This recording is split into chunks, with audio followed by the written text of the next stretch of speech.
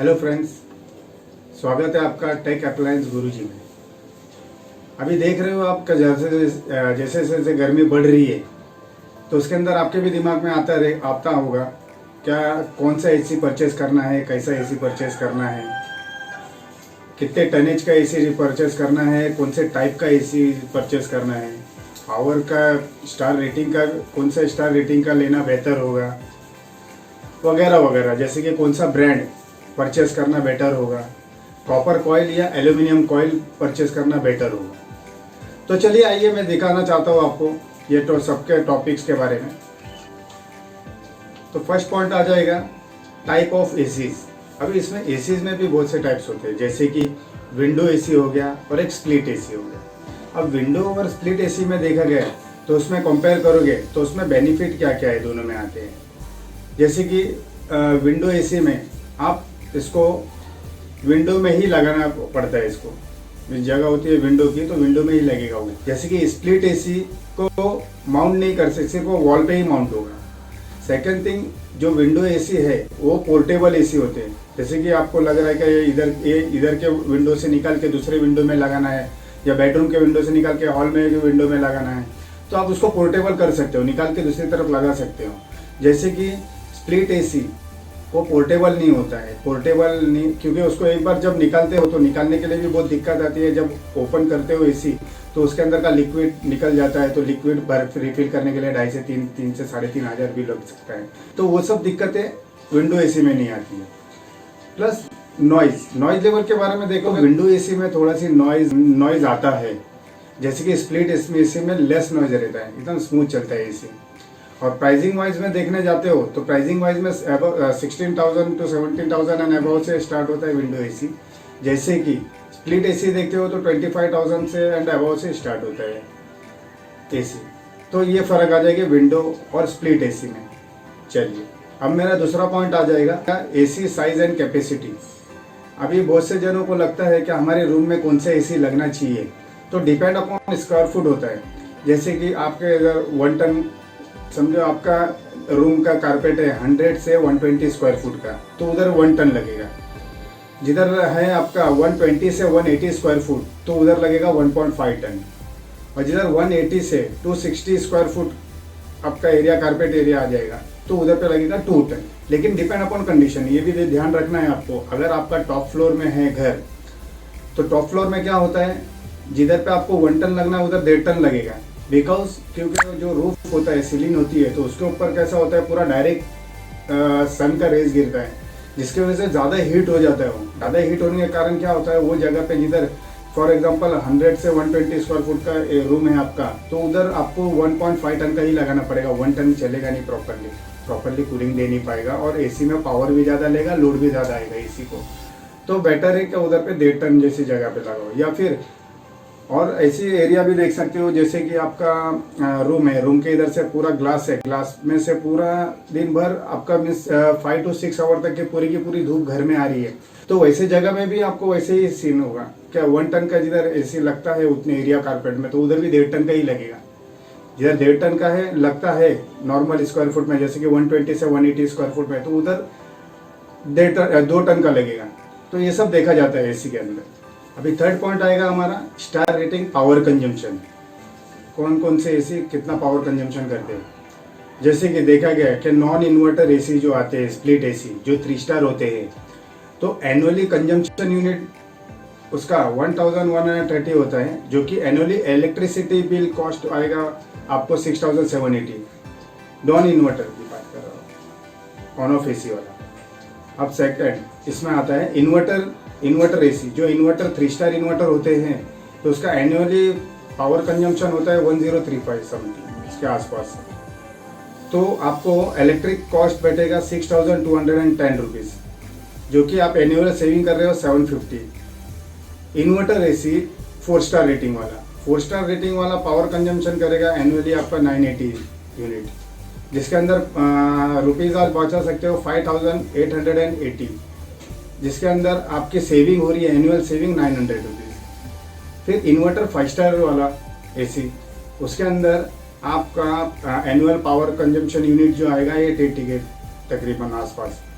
तो उसके अंदर आप इलेक्ट्रिक कॉस्ट आ रहा है आपका 5280 रुपीज़, जिसमें आप सेविंग कर रहे हो 1500 रुपीज़। जैसे कि 4 पॉइंट में आएगा आपका नॉन इन्वर्टर और इन्वर्टर एसी। अब नॉन इन्वर्टर और इन्वर्टर एसी में फ़र्क क्या है वो चीज़ बताऊँगा मैं आपको। नॉन इन्वर्टर जैसे कि बार बार क्या होता है, कंप्रेसर इसका on off on off on off होता है, जैसे कि इन्वर्टर एसी का बार बार एसी का कंप्रेसर ऑन ऑफ होता नहीं है। उसका बेनिफिट और डिसएडवांटेज भी बताता हूँ आपको।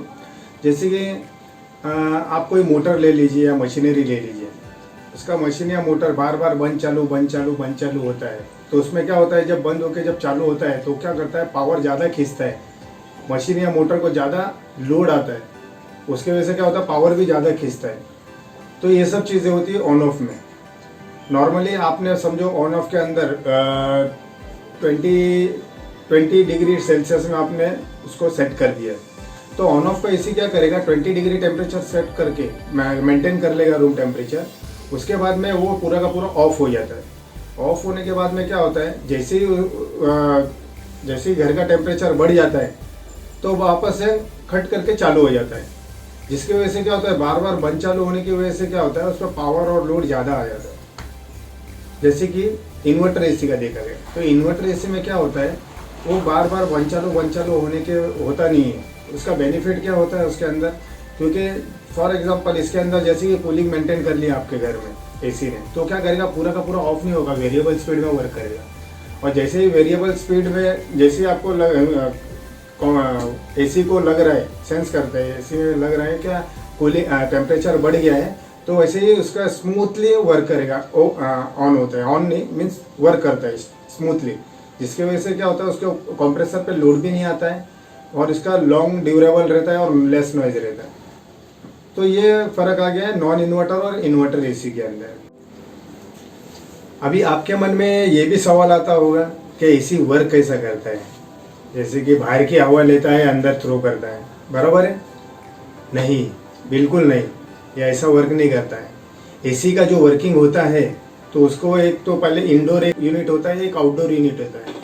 जो बाहर जो लगता है तो वो आउटडोर यूनिट होता है। तो आउटडोर यूनिट के अंदर एक कंप्रेसर होता है, कंप्रेसर के अंदर लिक्विड होता है जो एकदम हीटेड होता है। जब आप एसी चालू करते हो तो कंप्रेसर के अंदर का जो बहुत ही गर्म तापमान में होता है लिक्विड, तो क्या होता है, कंप्रेस होता है, कंप्रेसर कंप्रेस करने लग जाता है उसको लिक्विड को। तो कंप्रेसर के कंप्रेस करने की वजह से क्या होता है, वो लिक्विड आगे चलता है, आगे जाता है, तो आगे इवेपोरेटर कॉइल होता है। इवेपोरेटर कॉइल में वो पूरा का पूरा गर्म हीट लिक्विड जो होता है ना, तो वो एकदम ठंडा में बदल जाता है लिक्विड। तो उसकी वजह से जो हीट एक्सचेंजर काम होता है, मेन चीज़ वो कंडेंसर में ही होती है, जो कि पूरा का पूरा 75 to 80% उसमें ही हीट एक्सचेंज हो जाता है, जो कि जो गर्म गैस ऊपर आके आपको ठंडी हो जाती है। ठीक है, जैसे कंडेंसर में से ऊपर आया, जैसे इंडोर में अंदर गैस आ जाती है एयर, तो उसमें क्या होता है, जो हमारे घर के अंदर जो एयर चल रही है, तो वही एयर क्या होता है, एसी इंडोर यूनिट के ऊपर जाली होती है, देखा गया, आपने देखा है बहुत सी जगह जाली होती है, जाली के अंदर इवेपोरेटर कॉइल होता है। तो क्या होता है, एयर ऊपर जाता है, ऊपर से इवेपोरेटर कॉइल के ऊपर लगती है एयर, और अंदर एक बड़ा बिगर ब्लोअर होता है जो एयर खींचता है और घर में थ्रो करता है। तो जो भी रूम के अंदर जो एयर है, तो एयर इवेपोरेटर कॉइल को लग के फैन ब्लो से डायरेक्ट घर में एयर छोड़ता है, जिसके वजह से आपको ठंडा महसूस होता है घर में, और वही लिक्विड फॉर्म स्टेट वापस से चले जाता है आपके कंप्रेसर में। तो यही ऐसा पूरा साइकिल चलता है, पूरा एसी चलता है। अभी 5th पॉइंट आएगा कॉपर कॉइल और एल्यूमिनियम कॉइल। अभी देखा जाता है तो कॉपर बोले तो कॉपर में कैसा होता है, हीट कंडक्ट कैपेसिटी इसमें ज़्यादा होती है एज़ कम्पेयर टू एल्यूमिनियम में। और प्लस इसके अंदर हीट एक्सचेंज, जैसे कि ये कॉपर में जो हीट होता है ना, तो कॉपर हीट भी जल्दी से जल्दी होता है और ठंडा जल्दी से जल्दी ठंडा हो जाता है as compare to aluminium coil में। प्लस कॉपर कॉइल आप रिपेयर कर सकते हो, कुछ ब्रेक वगैरह हो गया, कुछ हो गया तो रिपेयर करने आता है। जैसे कि एल्यूमिनियम कॉइल, अगर कॉइल में कुछ प्रॉब्लम आ गया, डिफेक्ट हो निकल गया, तो एल्यूमिनियम को रिपेयर करा नहीं होता है, वो डायरेक्टली पूरा का पूरा कंडेंसर परचेज करना पड़ता है आपको। और कॉपर का कॉइल लॉन्ग लास्टिंग होती है material, long lasting material compare to aluminium. और देखा गया तो प्राइसिंग की बात, प्राइसिंग देखा गया तो कॉपर की ज़्यादा होती है, थोड़ी ज़्यादा होती है कंपेयर टू एल्यूमिनियम। अभी 6 पॉइंट है, कौन सा ब्रांड आपने सेलेक्ट करना है वो कन्फ्यूज़न होगा आपके माइंड में। तो इसके अंदर जो है, तो इसके अंदर टॉप ब्रांड में जो आते हैं जैसे कि सैमसंग हो गया, एलजी हो गया, Voltas, Daikin, Hitachi, blue star, ये सब टॉप ब्रांड में एसीज आते हैं। जैसे कि इनके एसीज भी कूलिंग इफेक्ट भी सुपीरियर देते हैं, लॉन्ग लास्टिंग होते हैं और वैल्यू फॉर मनी होते हैं। अभी 7 पॉइंट आता है इंस्टॉलेशन। अब इंस्टॉलेशन में क्या ऐसा होता है, कुछ कुछ जगह पे इंस्टॉलेशन चार्जेस लेते हैं, कुछ कुछ जगह पे बताते हैं कि इंस्टॉलेशन फ्री है। इंस्टॉलेशन मीन्स व्हाट, इंस्टॉलेशन बोले तो जो मजदूर आते हैं, जो वर्कर आते हैं एसी फिटिंग करने के लिए, तो उनके चार्जेस कुछ कुछ जगह पे फ्री होते हैं या कुछ कुछ जगह पे 1500 भी होते हैं, 1800 भी होते हैं, 2400 भी होते हैं, डिपेंड अपॉन एरियाज। तो उसके अंदर उसके अलावा आपको क्या क्या लगेगा, उसके अलावा आपको 3 मीटर का कॉपर पाइप तो कंपनी तो फ्री देती है बहुत से एसीज में। 3 मीटर के कॉपर पाइप के अलावा एडिशनल लग गया तो उसको एडिशनल कॉस्ट में बेयर करना पड़ेगा आपको।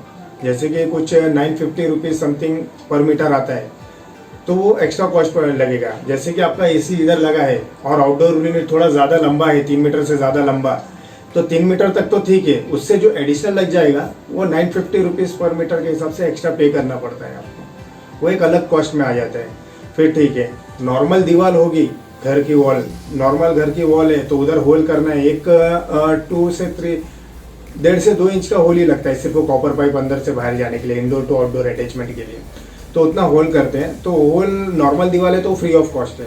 अगर उधर पिल्लर वगैरह आ गया, पिल्लर वगैरह आता है या भीम आता है या रॉड वगैरह लोखंड की चीज़ें आती है, तो उधर पे कोर कटिंग चार्जेस लगता है, कोर कटिंग चार्जेस, तो वो कि एडिशनल पे करना पड़ता है आपको।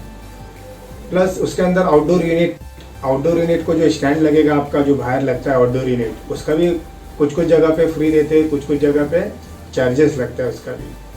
और बहुत से एसीज में पावर कॉर्ड भी नहीं आता है, क्योंकि न्यू इन्वर्टर एसीज में जो भी हो रहा है ना, किस किस में पावर कॉर्ड आता है, किस में नहीं आता है, तो वो भी आपको एडिशनल पे करना पड़ेगा।